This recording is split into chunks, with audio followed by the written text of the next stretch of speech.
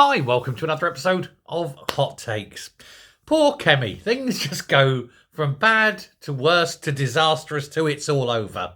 It really is. It's like Homer Simpson tumbling down that cliff face, isn't it? Then the ambulance comes.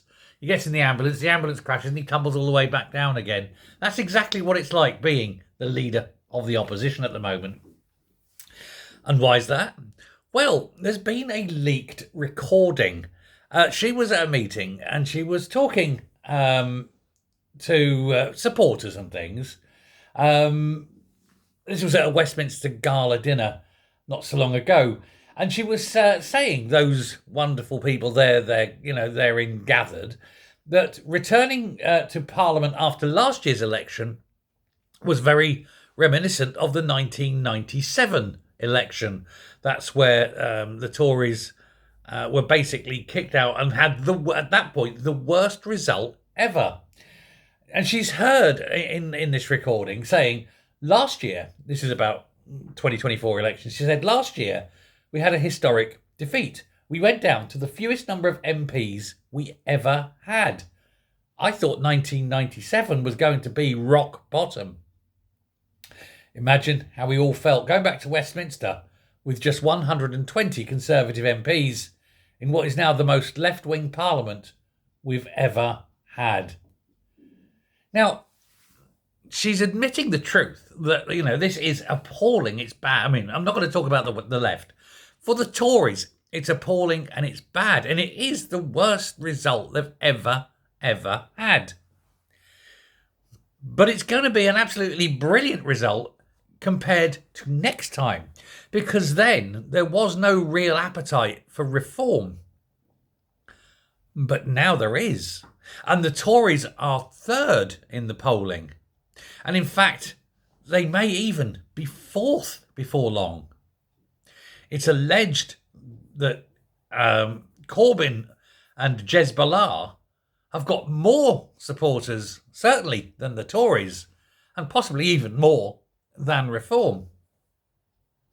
Now, the Tory party, not just the politicians, but every member up and down the country, will be taking a good look at the leadership. They'll be taking a good look at the Tories, and a lot of them have already made up their mind.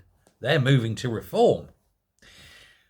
It's a truism in politics that the important number is 15%. Because if you go down and you get as little as 14%, it's virtually impossible to win a seat. And the Tories are hovering dangerously close to 14%.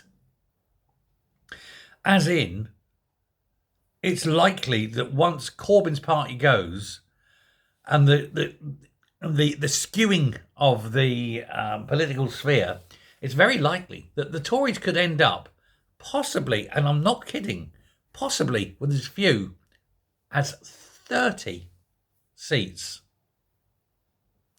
Now, at that point, they're not the Conservative Party anymore, are they? They're just some minor interest group. They've gone. They're no longer relevant. Nobody will be talking about the Tories. And, of course, while Kemi's still leading it, it's not going to change. She's had her time. She's had the new girl push, and it's just evaporated. You can't keep changing. You can't keep changing your leaders, especially. I get that. You've got to have some consistency. And I don't think that they'll want to change Kemi right away, because if Jenrick comes in now, he's still got 4 years to go, 3.5 years to go before the election's called. And he can't maintain any kind of momentum for growth and change over that sort of long time period. I think the Tories are stuck with Kemi for at least 2 more years. But how bad is it going to be? How low can she go? In about 2 years' time, that will be when she's got to go. And that's when Jenrick needs to strike. And he can come in and be that fresh new leader on the run-up to an election, and hopefully, for him at least, and the party, save themselves, or at the very least, not go down to single figures. They've got to stay in the hundreds. You can't go down into double figures at least. But this is just appallingly bad. But to have this come out, to have her saying what everyone is thinking and saying it out loud, well, it's a sign of the times, really. It's a sign that even Kemi is giving up. Let me know what you think. Thanks very much. Bye. Got to laugh, though, haven't you?